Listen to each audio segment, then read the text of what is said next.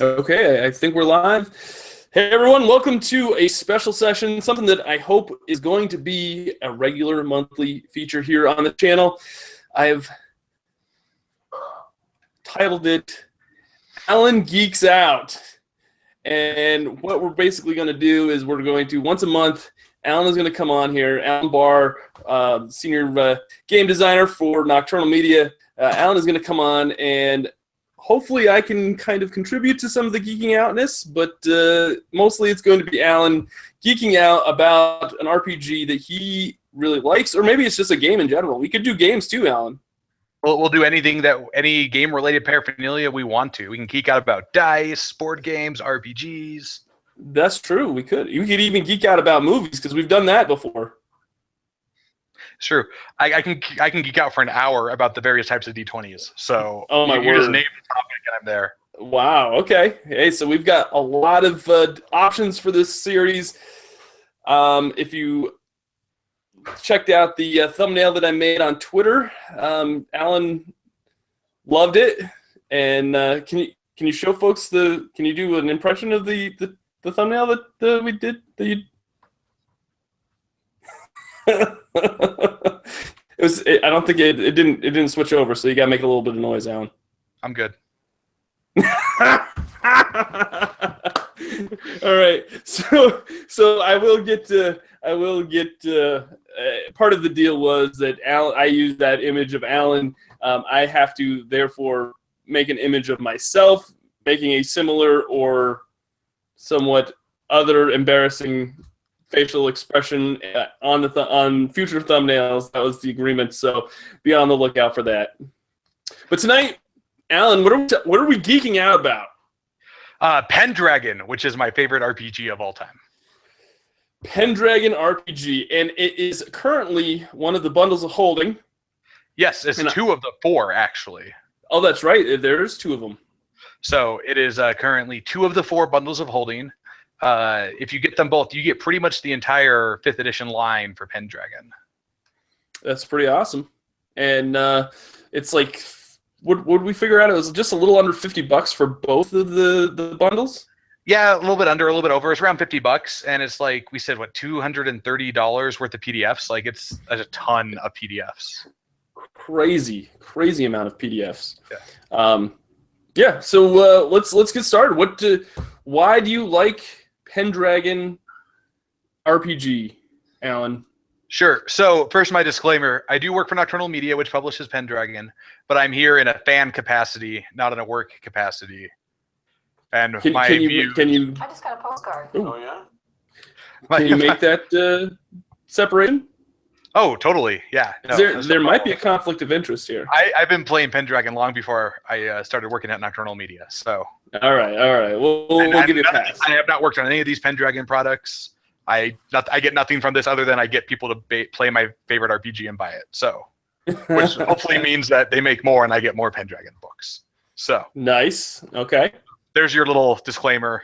I get nothing from this other than the joy of ranting for an hour about the best RPG ever. Okay, so you want to give folks a little bit of a rundown of the setting as to what Pendragon is all about? Yeah. So Pendragon, technically the full title is King Arthur Pendragon. Okay. And what Pendragon is, it's a role-playing game about knights in a romanticized version of King Arthur's Britain. Okay. And I use the term romanticized not in the, romantic comedy, romance novel, bodice ripping sense, but more in the historical romantic sense, which the term applies to things like chivalry, heroic myths of the time. So it's the classical romance, not the passionate romance in a sense. Right. There's plenty of romance in King Arthur, obviously, if you know the legends. But yeah, so it's a chivalrous romantic role-playing game. And it's older. I mean, the original edition, the first edition came out in the 80s, near the end of the 80s. And the same designer has written all the editions.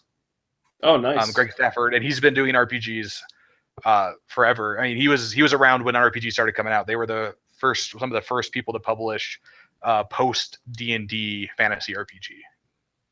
And Greg Stafford's been doing this a very long time. Nice. Okay. So yeah, so Pendragon, I will show you some books because I brought my books. Some of them. All I right. have multiple copies. Yeah. So this is the 5.1 core book. I'll hold it over here so you can see it. It's all weirdly colored, but you can see it. So 5.1, and you can see how big it is. It's not super big. This is just the core book. It's I mean, it's roughly 230 pages, so it's good size, but not huge. And you know, the last bit, like the last 100 pages or so, is mostly talking about the world of King Arthur and how things like government, money, all that stuff happens. It's a lot of setting. Okay. So it's pretty cool. And that's really all you need to play. But the kicker and the thing that makes Pendragon amazing is this tome, the Great Pendragon Campaign. Yeah. So whereas the core book is only 230 pages, of which 150 are rules, maybe, this thing is 430 pages. And what it is, and this is awesome, it is a campaign. So you play through it, and every 3 pages or so is a single year of the reign of Uther Pendragon and Arthur Pendragon. Okay. And so it's the big kicker about Pendragon, and one of the best things is every session, every time you play it for one night, that's a year in the life of your character. Oh, nice. That's interesting. So you actually, and the way the campaign is structured, if you play the Great Pendragon campaign, and you don't have to, the game stands alone. But I mean, this thing is a masterwork of pulling pieces of Arthurian lore from movies and different books and different translations and stuff. You actually can play your knight, their kid, and their grandkids all the way through Uther and Arthur's reign to the end of Arthur's reign. Oh, that's amazing. That's pretty sweet. And the stuff you do as your knight impacts their kids and the people who inherit from them. So there's this like legacy genealogical component, a generational aspect of the game that's just fantastic. That's really cool. It's action and consequence on this macro scale that a lot of RPGs don't get into. I was gonna say I can't think of any other RPG that does that.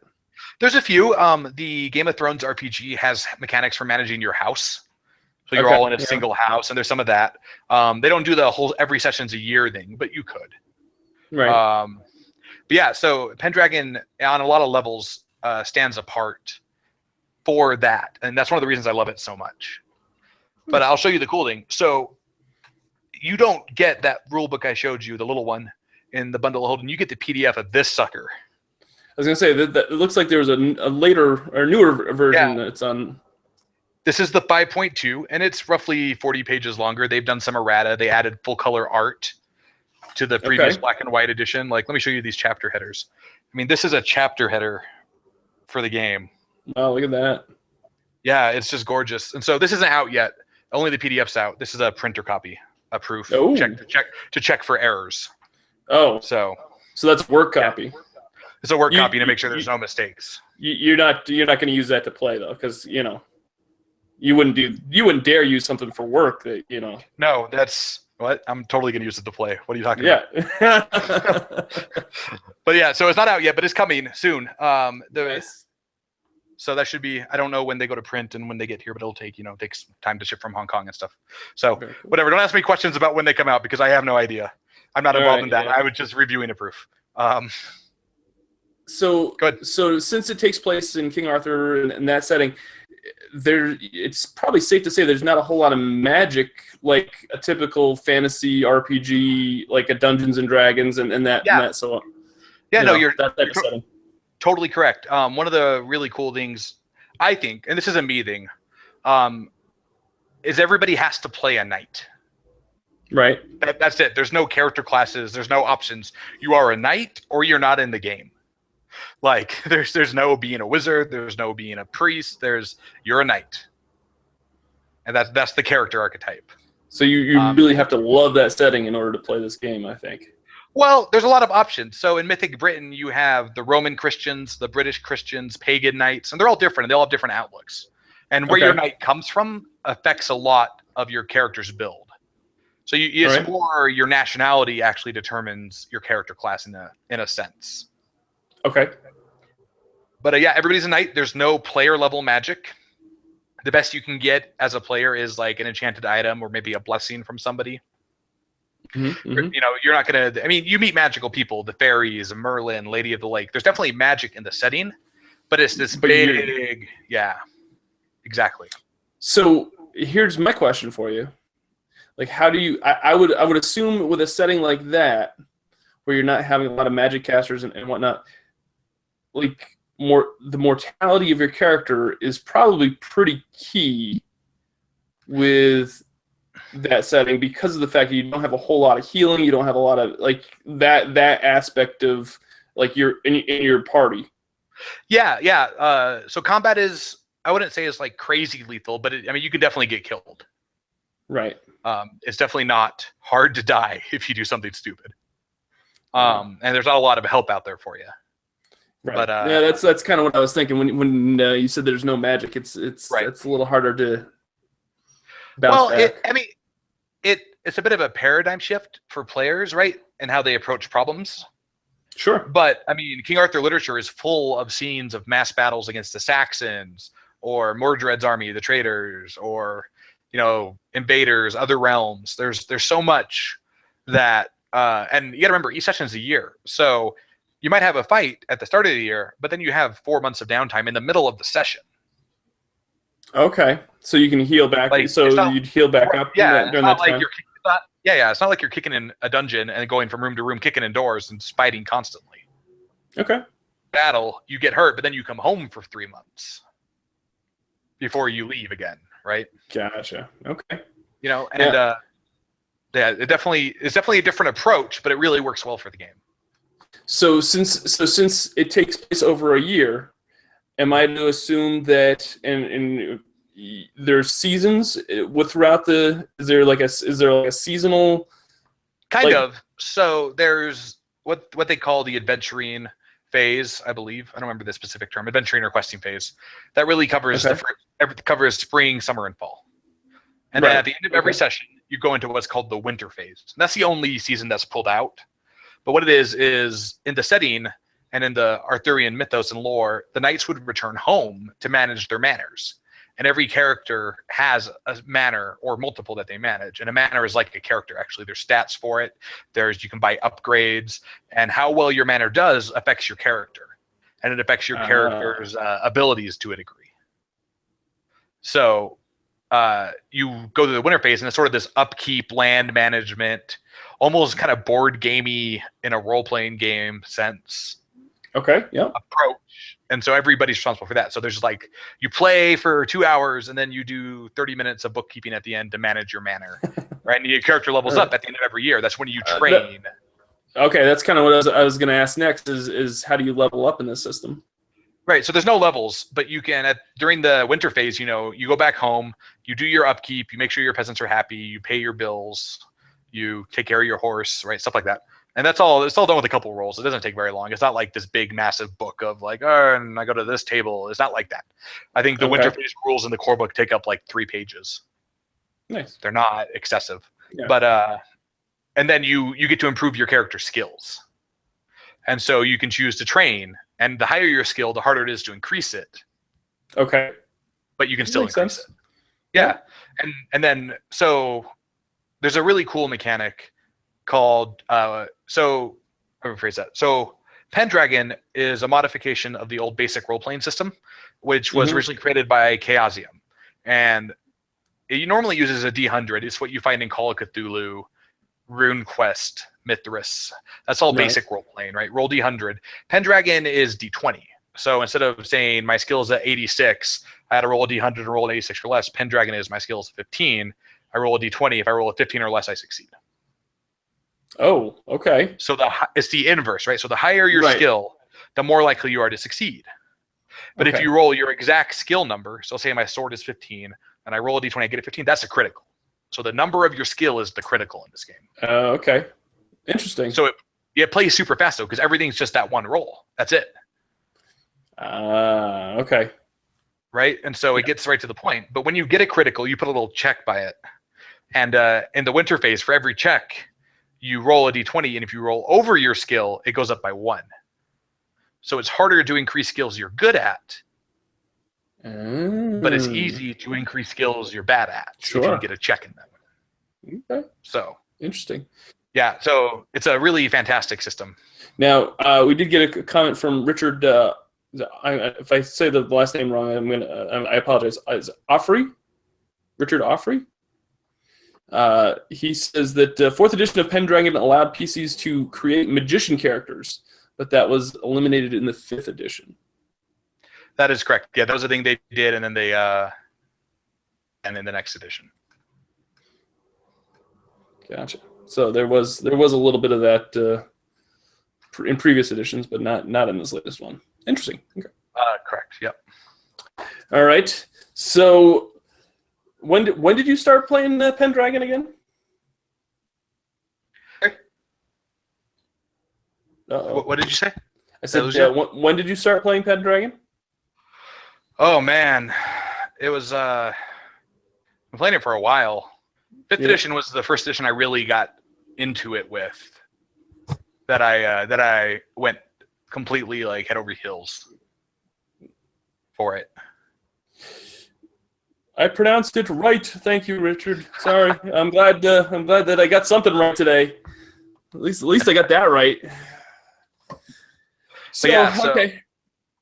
I mean, I've been playing it for a long time. I've ran it. It's my go-to game. If people want to play a game and they haven't played an RPG, I'm like, hey, we should play Pendragon. Like, everybody understands knights and ladies and heroes and stuff, right? And the mechanics are simple enough that it's super fantastic and easy to teach a new player.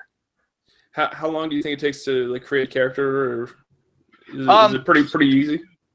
Yeah, we can normally. I mean, I played it a lot, but even the first time, I mean, we normally made our first characters, and I think it took everybody like 25, 30 minutes.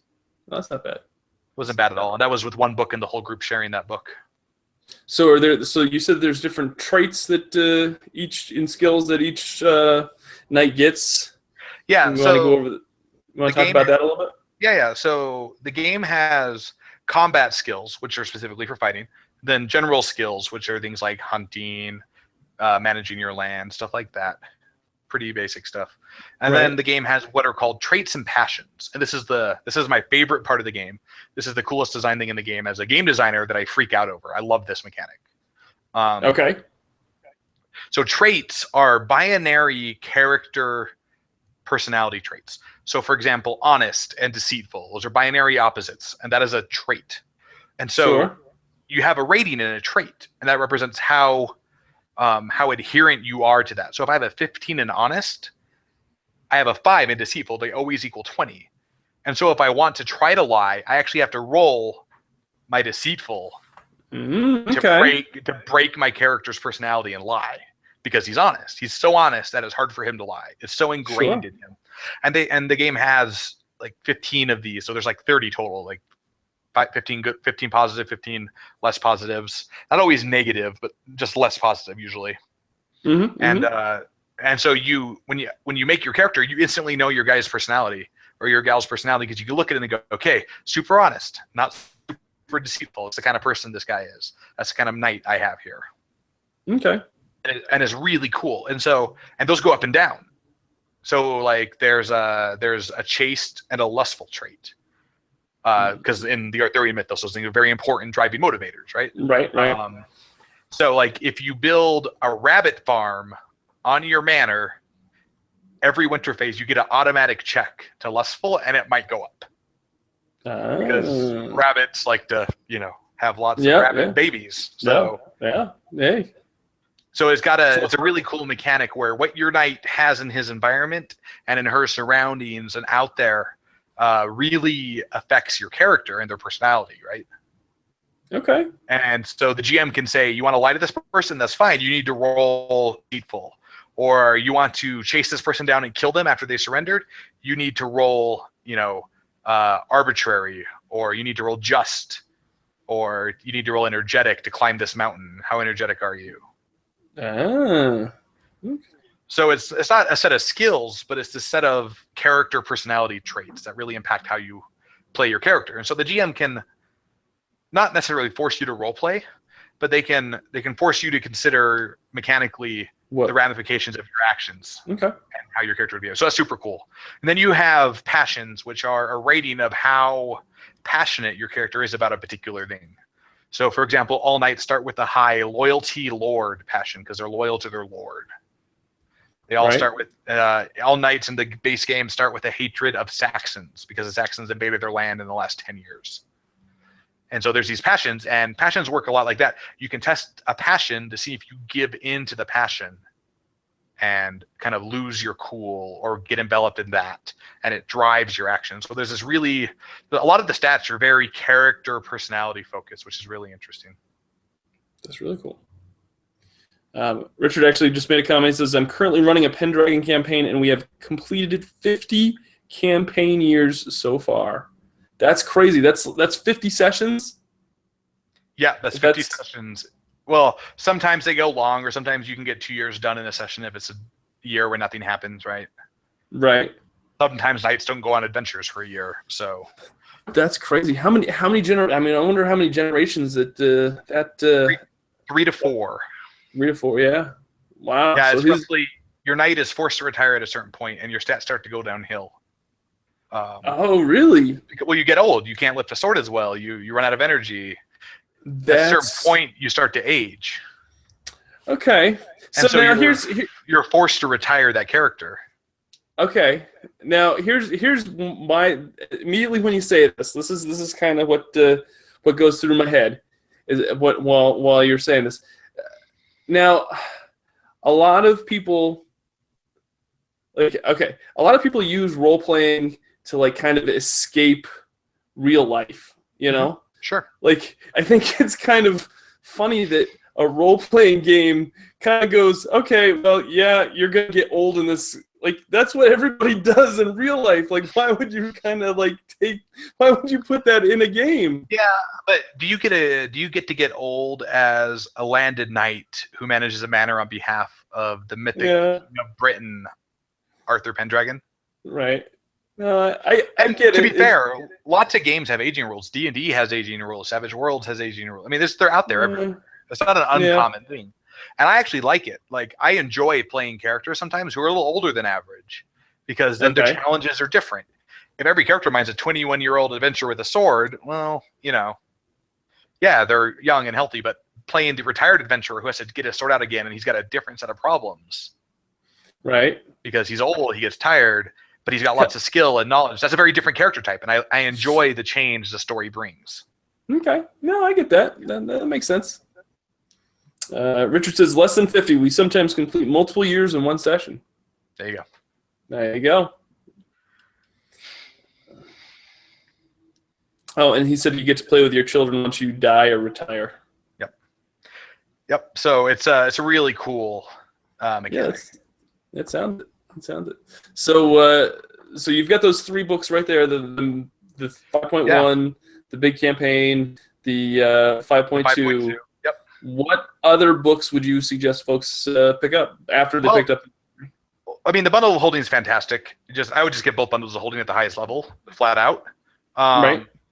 The Pendragon Game Master Character PDF is amazing. It's the best resource. I printed mine out. I put it in a binder and like sleeves with labels by the era, so I know where everybody goes.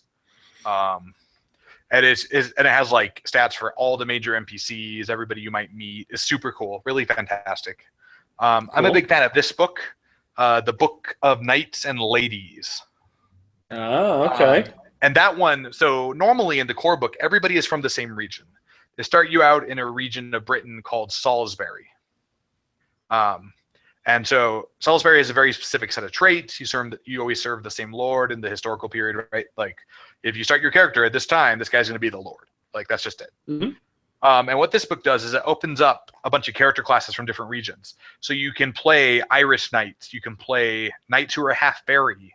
You can play French, Danish, Byzantine, German, Spanish, Italian. It opens up a lot of different character archetypes and different abilities. Like, sometimes, you know, if you play a Danish knight, you get access to the Danish great axe weapon that nobody else gets. Stuff like that. Okay. So, and that's why I said your nationality and where you're from actually influences your character a lot more than the fact that you're a knight. So, that's my next go-to book. Because as much as I love playing the base game, eventually somebody's going to want to play something that's out of left field. Sure. That's a little bit different. Right, and that character depth is good. So the Book of Knights and Ladies is my next go-to. Yeah. Okay. Yeah, go ahead.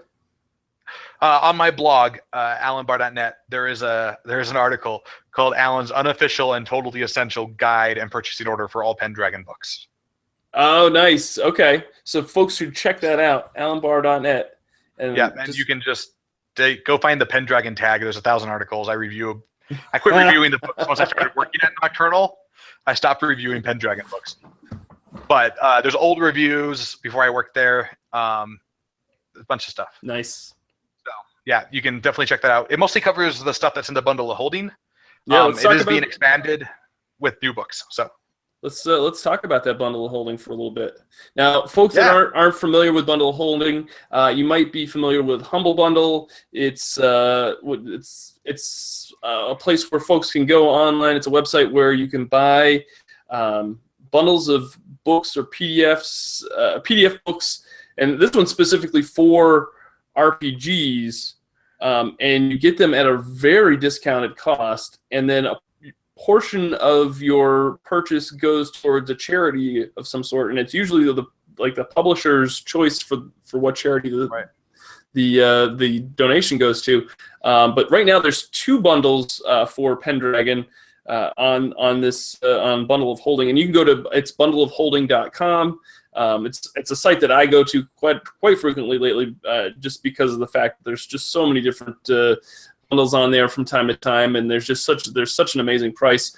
Alan, you were saying that's like your go-to site there. Yeah, if I want to try a game out and I don't want to drop money on a hardcover, or I want to wait to get a good deal, I wait for something to come up in bundle.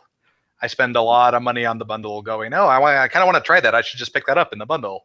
And I get like 8 other games, so it's totally justifiable, and then I spend way too much money. Yeah, well, hey, it's all good. It's all good. I will say that I think I've said it before, but since I've met you, my Dropbox is full of RPGs now, thanks to you. And now that I have Bundle of Holding, it's just going to get even more full. Yeah, it takes a conscious effort not to go buy every bundle for me.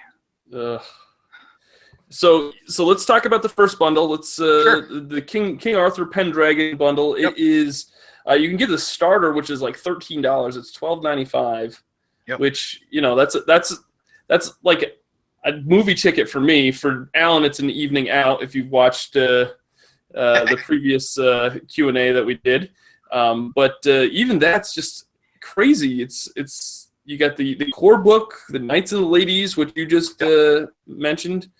You get Tales of Chivalry and Romance, Tales of Magic and Miracles, The Grey Knight, Records Volume 1, Knight. I mean, that's 1, 2, 3, 4, 5, 6 books for like $13. That's like, so both the Tales book and the Grey Knight are adventures, and they're actually from an older edition. But the mechanics don't change very much, so it's super easy to use them with the new edition. It takes almost no effort. It's a few different skill names, stuff like that. You might have to figure out a few pieces, but I use them, and I can just look at them and go, oh, that's just supposed to be this in the new edition, done. It takes almost no effort because the game hasn't changed much in its history. Nice, okay. It's just constant. Well, it's refinement, right? So they made the edition. They're like, oh, we can make this better. Let's do a new edition. But the core mechanics haven't changed. A lot of the character skills are still the same. So there's a lot of continuity to the game, even though there's 5 editions. So it's really easy to be backwards compatible. So those are 3 adventures. The Records Volume 1, Knights, is actually a collection of character sheets for Knights. And it's awesome. Nice. It's got different character sheets for the different eras of Knights, form fillable, auto-calculate. Like, it's just great. Excellent. And then there's then you can also up it to the bonus collection, which I think is the threshold for that is $23.95.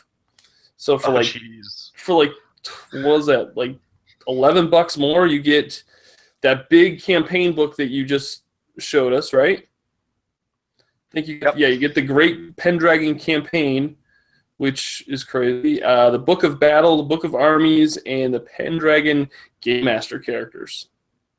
Yeah, so the Book of Battle is... So they have this thing for 5th edition, which they call the Leatherbounds. It's like a collection of splat books and supplements, and they all cover different focuses. So the Book of Battle is a book that focuses on the battles and how to run mass battles where the knights are participating in these massive sweeping warfare epics and how to do that. And then the Book of Armies is a bunch of stats for pre-generated armies to use with the Book of Battle. Nice. Okay. And I want to point out that bundle is $25. The core PDF for the 5.2 Pendragon core book is $20. So you're paying $5 more and getting all that than you would pay for just. Yeah, it says the ebooks for all those it's a total of $131, and you're paying $23.95. Yep. Crazy. It's a great deal. That is an amazing deal. So that's the first bundle. The second bundle, let's go over to here. Let me click on. Should have probably just had it in another screen, but it's okay. So the starter collection for that one is actually just 2 books. It's $12.95. Again, you get the Book of Uther, and the Book of Estate. Yep. What, so Uther was the High King of England before Arthur. Okay. And depending on the various Arthur mythos, he's his dad, he's his not. It just kind of depends. But so it's a book all about Britain during Uther's reign, and it expands that Great Pendragon campaign by more years. So when you start the Great Pendragon campaign, you start in Uther's reign, and he's already been king for a bit. The Book of Uther adds years to the front of that, so your Pendragon campaign is actually longer.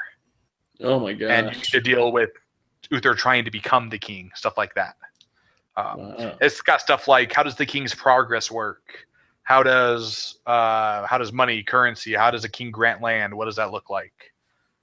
It's got a lot of these aren't just role-playing books in a large sense. They're fantastic, not historical guides, but a lot of them are historically accurate. Like when they talk about how England was divvied up into manors and what that looks like, that's actually history. Sure. It's actually the way they really did it. And then they abstract stuff, they change stuff for the game, they add the mythic elements of the Arthur romances and stuff to it. But it's just these fantastic reads and insight into medieval England in a large sense. Wow. And Book of the Estate expands the winter phase and how you manage your manors. Like a whole book about manors. Okay. And then if you bump it up to, what is it, the 2502. So how does this threshold level up price? How does that change at all? Yeah, so the more people that buy it, the higher it gets. Oh, the more people that buy it, the higher it gets. Yep. Interesting. Okay. I guess Humble Bundle does kind of something like that too. They do it similar. Yep. Yeah. So the bonus on that, if you beat the 2502 threshold, you get the Book of Warlord, the Book of Entourage, and the Book of Records 2 battles. Yep.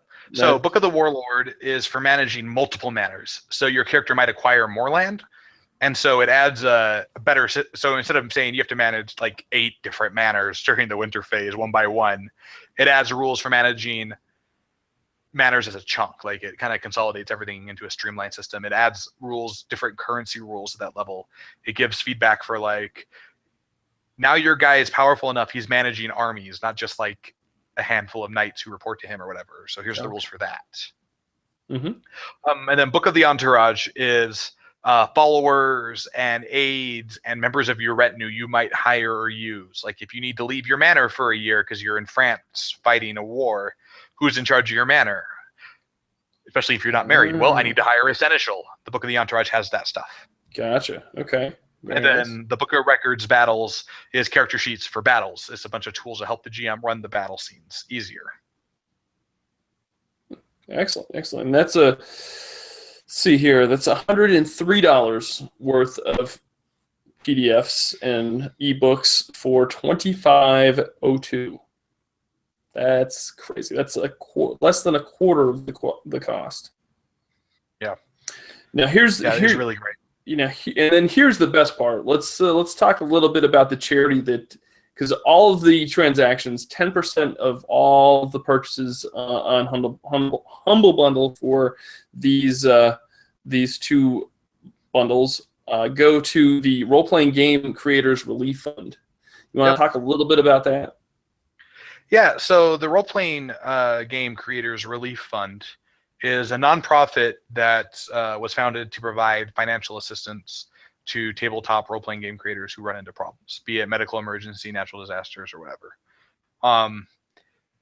Making RPGs, I mean, and this is a charity that's somewhat personal to me.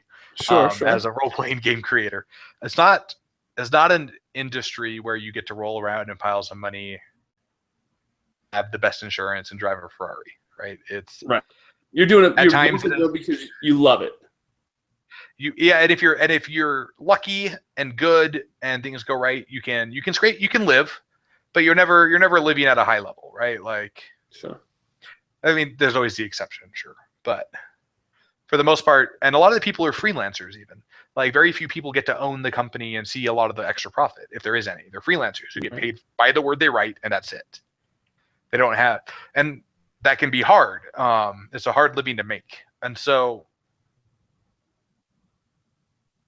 the 2000s. Nope. I think we just... I mean, do you have me? Yeah. Hello? Okay. Yeah, I think I got you. There was a little bit, it broke up there for a little bit. Oh, we're good? Yeah, I think you're good. Okay. So, if something goes wrong, or there's like the D20 bust in the 2000s and late 90s, 2000s, where companies were just closing left and right, it can be really hard. And so the role-playing game creators relief fund is there to help creators who run into problems. So it's a charity I'm a big fan of. Sure, absolutely. So yeah, it's not like I guess if anybody were to take anything from this, this is more about that cause than making money selling these books, because after fees, after that donation, you're really not making a whole lot of money just selling these PDFs. It's more about that cause more than anything else. Right. Yeah. It's a way to put a great game in somebody's hands, or games they might not have heard of, but it's also a way to help people who need it. Right. Right. And so it's, yeah, I feel very strongly about the bundle of holding in general, because I think charity is a very important aspect to being a healthy person and citizen. So I love the bundle of holding. If I can buy my PDFs through them, I will try to every time, regardless of the fantastic deals or anything. I love that they are giving to charity. Yep. It's even better when it's great games or charities I feel very strongly about. Sure, sure. So yeah, it's the bundle of holdings definitely about the helping people out who need the help. Nice. Now, what type of system do they use? I don't think I've ever used a bundle of holding before. They all redeem I was going to say, don't they use Drive-Thru RPG, or do they use somebody else? For the most part, they have their own platform. Some games aren't on Drive-Thru RPG, so they host those on their own backend for you. But if it's in Drive-Thru RPG, they put it in your Drive-Thru RPG account. When you sign up and you go through everything, it links it to your Drive-Thru RPG account. So when you buy the bundle holding, it just goes right into your Drive-Thru library, and it's there forever. So if people make errata or update, you get all the updates, you get all the notifications. So you have that ongoing perpetual access you would get just like buying it through Drive-Thru RPG. Nice. Again, for the most part, not every bundle. I've had bundles in the past that weren't that way or whatever, but. Very good. Let's. I'll definitely have to. I'm gonna have to pick this up, because it's definitely. Now you've kind of sold me on it. I'm gonna be honest. It's definitely the concerns that I had going into this session. You kind of subdued them, and now I'll have to put my money where my mouth is. Oh, I'm glad I was able to alleviate your concerns. No, I was just, it's not. You get a great game out of it, so. Absolutely, and to be honest with you, it's not really. When I look at an RPG, I'm more. I mean, you know, kind of what I've featured on this channel in the past. I'm not a traditional fantasy, RPG type of guy. I like kind of the out there, mechs. I mean, I think the first thing that we had you on for was Mechas and Monsters, and that's because that's that kind of hits me right in my sweet spot, right where I like, those are the genres that I kind of like. So the whole fantasy, like my wife loves the that high fantasy, that stuff, like Lord of the Rings and that genre. I mean, I can kind of. I mean, I'll sit and watch it, and like I won't, but I won't really get into it as much as she does. But you put Pacific Rim on, you put a good sci-fi movie on, you put that's the kind of stuff that or superhero movie that I love. We were just talking earlier before we came on that we love superhero that superhero genre for RPGs as well. So I tend to lean towards that type of genre. So this kind of would have been not really something that I might have gotten into, but since it's on the bundle of holding, and since you give it such a good endorsement, I will definitely pick it up. Oh, great! No, it's I can rant for hours about why Pendragon is the perfect RPG, and I have. So yeah. Well, it's funny. This is the first time, and I'll put this out for anybody. This is the first time usually I go to you. I'm like, hey, you're gonna have Kickstarter, or you want to come on? We're gonna talk about different things. This is the first time you're like, get me on your channel. I'm talking about Pendragon right now. Yeah, I'm like, absolutely. I think that's and I love that. I when people get really passionate about a game or a product or something, like, yeah, let's talk about it. So I'm glad that you reached out and you said, hey, Doug, can I come on? Yeah, no, Pendragon, not only is it my favorite RPG, but it's a charity I care about. So, like, this is like a win-win for me. Like, go buy Pendragon. Definitely. Then that gives money to the charity I like. And then you have Pendragon, and the charity got money. So, all together, we totally win. Just a great big circle of win. Yeah, it's like a team win. It's so amazing. But yeah, so Pendragon's just fantastic. That's awesome. What else? So you actually have, like, because the funny thing is, like, I see tweets. You tweet about Pendragon. You post about Pendragon. Like you actually have a signed copy of Pendragon, if I remember correctly, right? I do. It's not in this room. It's in a room where it's safe and will not ever be in trouble. And if I have to get out of my house in a hurry, I can easily get it in my go bag.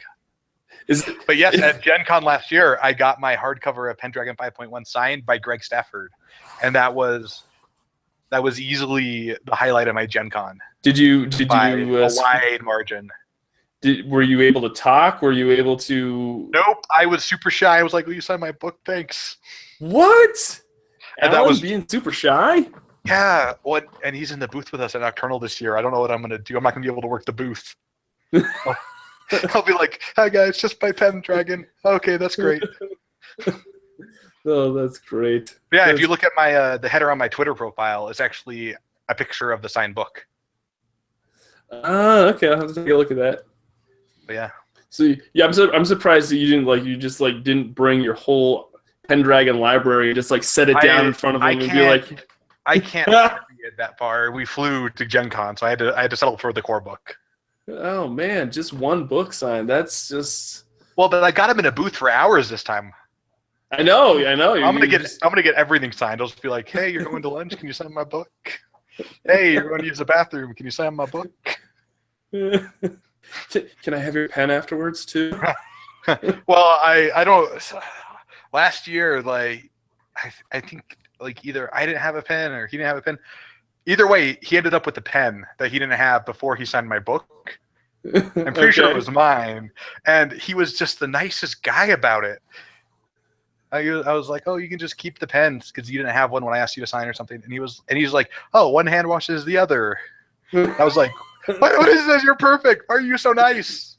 Oh, that's awesome. It's always great when your heroes and the people you really like are just fantastic. Oh, I love that. I love that. That's like the best thing ever. When they're like when they're just grateful for that interaction, you're just like, "Oh my God." Like, I just love you know. Like that, that makes my day when I meet somebody. Like I do the convention scene here in the Northeast, and one person I'm really excited. I'm gonna geek out a little bit and change the subject a little bit about an experience that I had. But I've met the Ninja Turtle guys before. Yeah. Those guys are just like that. I mean, I just love meeting people, and game creators love to. I found that's with game designers, that seems to be a trend because of the fact that since they're not, if somebody acknowledges that they're a fan of their work, they seem to go out of their way to make sure that that's a good interaction, because, you're a game designer. You don't really get that, like, your face isn't out there. It's not like you're famous on a whole, like, big spectrum, Sure. People don't stop me when I walk down the street and go, "Hey, you're the dude who made Tiny Frontiers." Right. That never happens, right? So if somebody says, "Oh yeah, I really like Tiny Frontiers. Would you mind signing my book?" People get yeah. But I mean, I think part of it's also nobody, unlike accounting or other fields, you don't go into game design not liking games. Right. It's not a career you usually accidentally fall into. Sure. Probably more than anything, board games role-playing games are that way, right? You might accidentally design a board game, or you might work at Hasbro and be tangentially involved or something, right? In like a Monopoly something. But you're not a guy. Did you say Monopoly on my? You said Monopoly on my channel. Hey, you know what? It's an example that people understand. Okay. And all games are valuable if they get people to game. That's true. I guess I'll give you that. The victory condition is having fun, or whatever you say on your channel. That's right. Winning shouldn't be the only victory condition when you get to the table. That's what it is. But anyway, That's right. I don't think you accidentally end up designing a role-playing game. Right? Right. And so all the creators who do role-playing games come from that community of, this is a thing we care about deeply. And so you're not just connecting on I'm a fan of your work, right? You're connecting on I'm a fan of everything about this. Like, you like my game, that's great. You know what I like? All the games. I love games. Right. And I'll be honest, like, I am way more, like, if somebody says, "Hey, I love Tiny Frontiers. Do you have anything else I should buy?" I'll be like, "Go buy Pendragon." Like, that's a terrible thing to say. I should say go buy my game. But the minute they say that, I'm like, you should buy Pendragon. Pendragon is the best. Right. Because at the core, all the game designers are fans of games. And they want people to play all the games. Sure. Yep. I think so. So meeting somebody like Greg, who's just super nice and super friendly, and you just come away so impressed. You're like, man, yeah, I can get behind that. This is a family. This is a community. Absolutely. Oh, absolutely. And I'd be remiss if I didn't mention this. Okay. Greg also made another role-playing game about knights and ladies called Prince Valiant, based on the old comic strip. Oh yeah, I've seen that. Yeah, so he made that, and I think you can still pre-order it on BackerKit. Again, that's an Nocturnal Media product, so that is a soft plug for our game. You should that's not a soft. That's a hard, like. All right, fine. I just casually brought that up, Doug. Hey, it's role-playing during the King Arthur period. It's just a different game. But anyway, there was a full relaunch of it last year. You can find it on BackerKit and back it. You can still get it, but it's a coin flipping game, so it's geared towards a younger audience. So instead of your character has a stat, right? So like if my sword fighting is 6, I flip 6 coins. Every head is a success. Every tails is a failure. Oh, okay. Like, so what happens if you tie? So if it's, I think failures are just nothing. Like it's not minuses. They're just zeros, and heads are +1. So you can you always end up in the positive if you get at least 1 head. Oh, okay. I get you. But it's a fun little, and that one I did write something for. I wrote an adventure that's coming in an adventure book for the Kickstarter. Oh, nice. I'll have to pick that up. I'll have to see. Now you're getting me to empty my wallet even more. Yeah, but if you like King Arthur Pendragon stuff, that's a great game. But so is Pendragon, and Pendragon's on the bundle holding, and you get a lot of it. Absolutely, there's a ton of it. Plus, it goes to a charity, which is good. Let's see here. Yes. Alan Richard says Alan will also get Greg to sign his arm, and then Alan won't ever wash that arm again. I mean, my wife would make me wash it after it started smelling a little bit. So I guess there's that. Or what you do is and I've seen people do this, is you get it tattooed. Oh yeah, that's true. I could do that. That might be a little weird though. I've seen it done. I've seen people. I've actually seen it with sports athletes before. Or I saw someone do that with Cal Ripken. Cal Ripken. I did not know people did that. I was unaware. Oh yeah, it's a thing. It's a thing. And actually, someone had Kevin Eastman sign their leg, and they had it tattooed. I saw that the other day on Facebook. Huh. That's actually really interesting. I know you could do that. I mean, it makes sense that you could. I just didn't realize people did. Yeah. So there's an option for you for Gen Con. Oh. I'll see if I can find the nearest tattoo parlor, I guess. Whoever's going to Gen Con, go with Alan to the tattoo parlor. That's the after hours. That's the nocturnal after hours event. Alan's tattoo session. That's terrible. That's so bad. Oh, we gotta make that happen. Richard, you know you want to go to that. I want to go to Gen Con just now, just to see that happen. No. What would your wife say? She would. It probably wouldn't happen for that reason. We totally derailed off of Pendragon. We should talk about Pendragon. So, Pendragon. We should. Oh man, I can't. Okay, I'm sorry. Okay, so Pendragon. Let's go back to Pendragon. Yeah, so it's awesome, and you should totally get it, and you won't regret it. And no, it is a great buy. It's, what do we say? It's a little under $50, and you get just a crazy amount, like $200+ worth of PDFs. That's a quarter of the price. Yeah, it's just a fantastic deal. Oh, Richard has a question. Ask Alan to talk about glory in Pendragon. Yes. So. Oh, glory. Okay. Yeah, glory is something your knights accumulate through their actions. Okay. So, and your kids inherit part of your glory because they gain part of the father's reputation or the mother's reputation. Oh, that's interesting.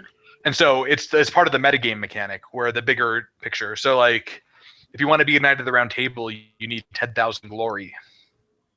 Or 30,000, or there's a number, right? And there's these glory things. So like, grants you a certain amount of glory. Killing a giant gives you a certain amount of glory. Okay. You know, managing your land well and being a good knight and lord gives you a certain amount of glory. Being famous for a stat gives you a certain amount of glory. Like, there's these ways to gain glory, and then the knight with the most glory is the knight who gets to go first in things, because they're the one who gets to attack the enemy first, because they're the best knight. They go first. That's how it works. Okay. If there's a duel, they get the first chance to duel. Like, so there's this fantastic giant metagame mechanic of glory where you're passing it down to your children, and you're attempting to do right with them by land, by wealth, by resources, by reputation. So in a large sense, a Pendragon character, the least important character in the Pendragon character sheet is the actual character. Like, the manner and the glory and how all of that matters way more than how good you are with a sword at a level. I mean, obviously, being good with a sword, you're a knight, right? You're a soldier. You better be good with a sword, right? Because you're going to battle. So, but that's the way it was back then too. I mean, people pretty much judged you by what you had and what you were. Right. Yeah. And so I mean, in a like I said, in a large aspect, the least important part of your character is what's on that character's specific character sheet. The stuff that matters a lot more is like glory and your manner, and do your peasants hate you? Because if your peasants hate you, your kid's going to inherit that. And the minute that happens, it's harder for them to be a good lord. Right? So there's this there's all this stuff around that, and it's such a fulfilling experience in a role-playing game, because you don't, like, a lot of my complaint with traditional role-playing, and I say that like I don't love traditional I love role-playing. I played D&D for years. I love it. But oftentimes you'll feel like, all right, I went through this dungeon, and I'm out, and I have this treasure, and I have this magic sword. Yay. I'm going to go into another dungeon and get a better magic sword. Right. Like, sort of, kind of, what is the point of it all? Like, you kind of have an existential crisis. At least I do. I have friends who love that kind of game, and more power to them. That's why they want to play. That's the way they should play. I think that's great for them. Yes. Glory also helps your character improve, as is what Richard wrote.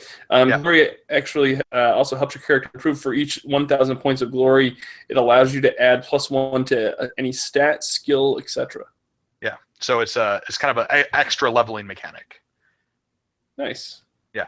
But the fact that Pendragon has this macro game that asks and answers the question, why does my character do what they do, right? Like a lot of traditional, and I'm going to pick on D&D here because it's the easiest example.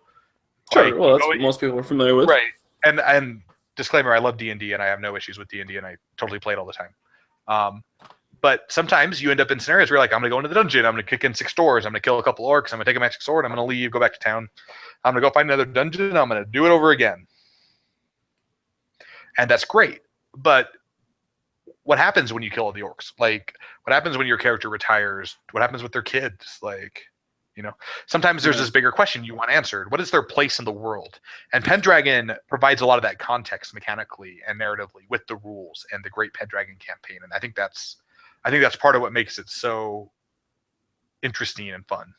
And so Pendragon really wouldn't be, I mean, you can play it as a one-shot if you really wanted to, but it's really built for this grand, you know, session after session campaign style play.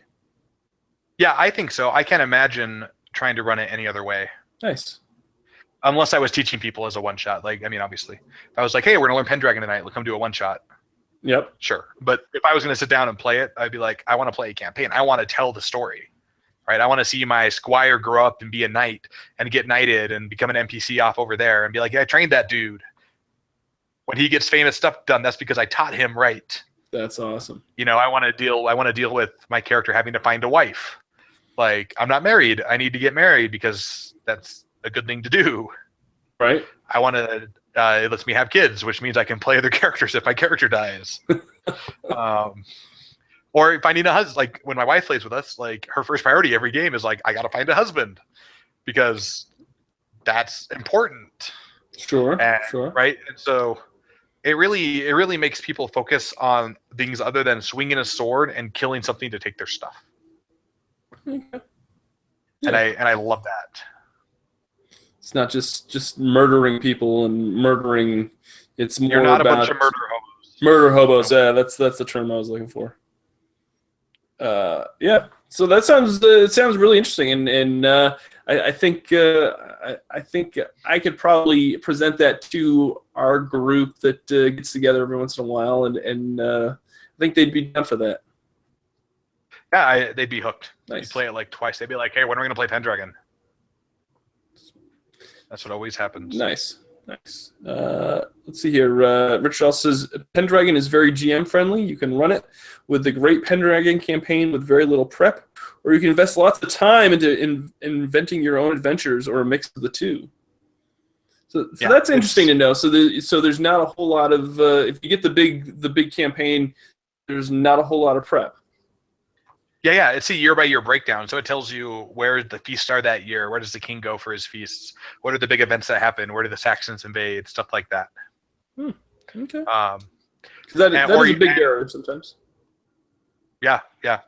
And it's fantastic for that. It's but it's like a high-level overview. So if you want your knights to go do something during the year, like I want them to go explore this abandoned castle, you can totally set up these little mini adventures inside each year because there's room for that. Nice.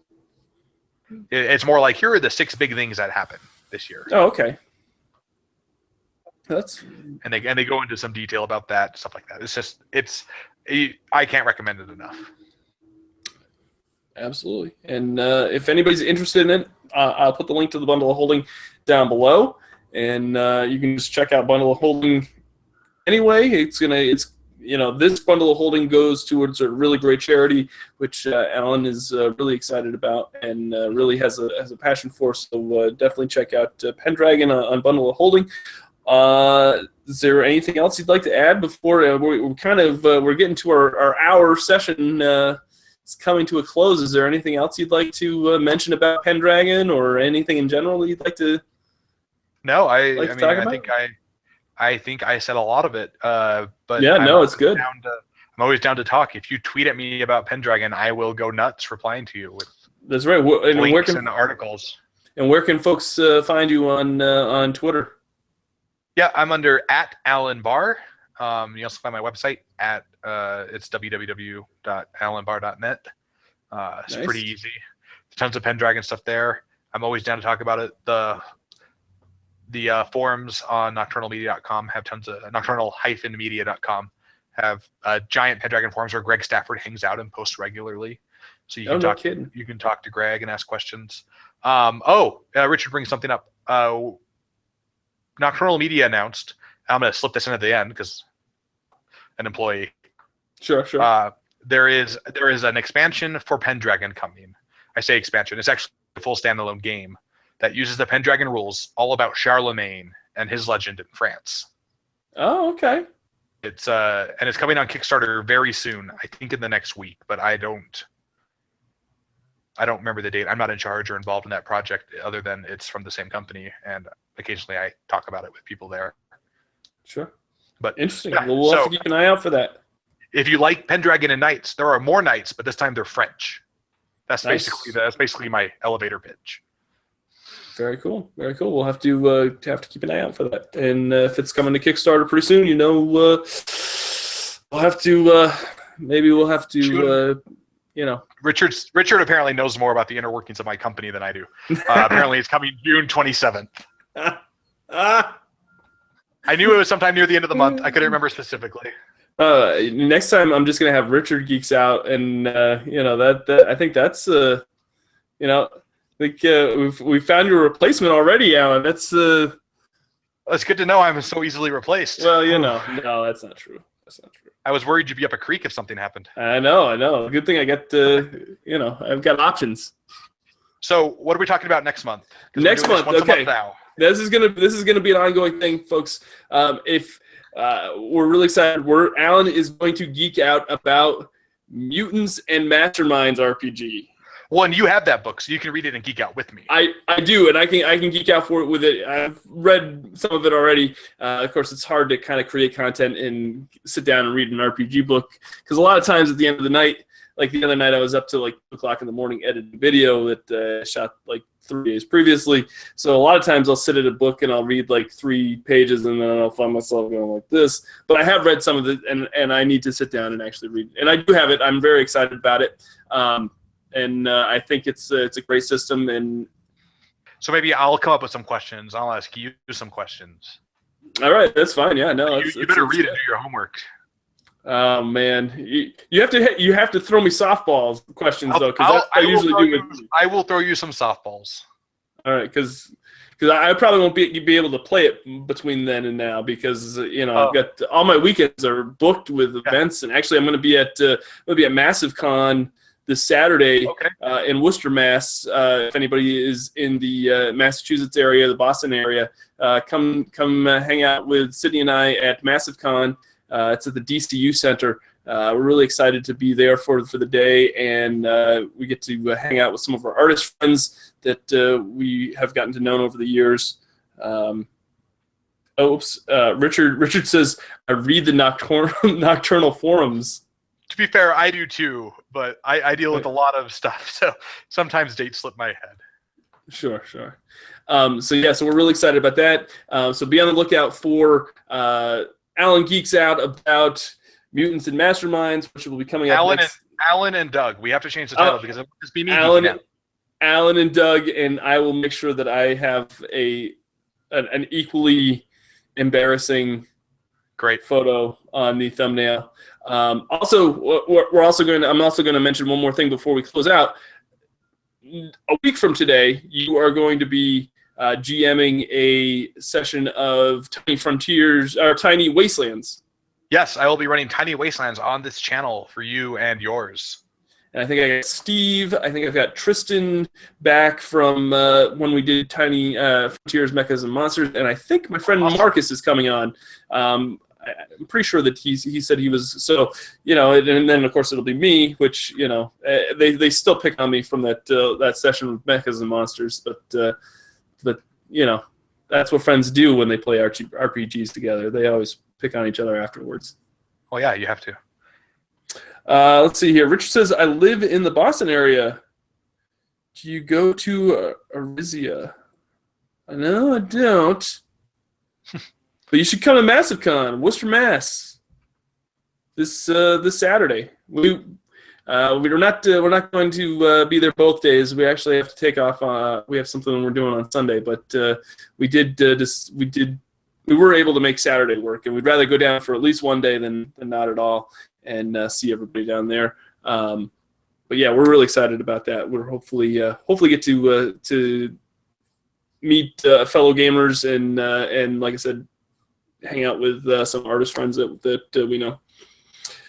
All right, so I guess that's gonna do it for Alan Geeks Out about Pendragon. If you pick up the bundle of holding, let me know down in the comments below. I'm gonna put the link to the bundle of holding down there as well. If you pick up both of them, it's even better. And yeah, let us.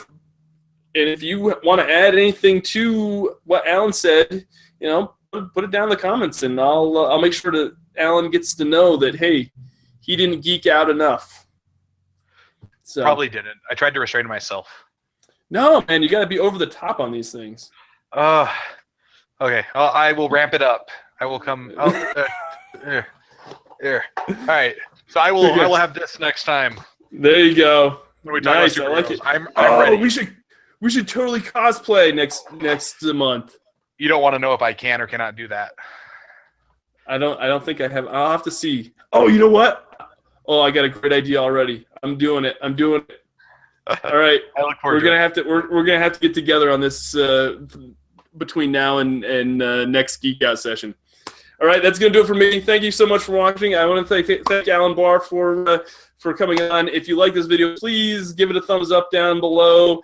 And if you haven't subscribed to the channel, and if you feel like you want to subscribe, please subscribe. I would love to have you. My daughter and I, we do this all sorts of content about RPGs and board games, and even we do a little bit of comic content. We just really like to feature folks that have really cool projects, and Alan is definitely puts out a lot of really cool projects, and we're really excited to have him on quite often on this channel. So, all right, that's gonna do it. My name is Doug, and then this has been Victory Condition Gaming, because winning shouldn't be the only victory condition when you get to the table. Thanks for watching, folks.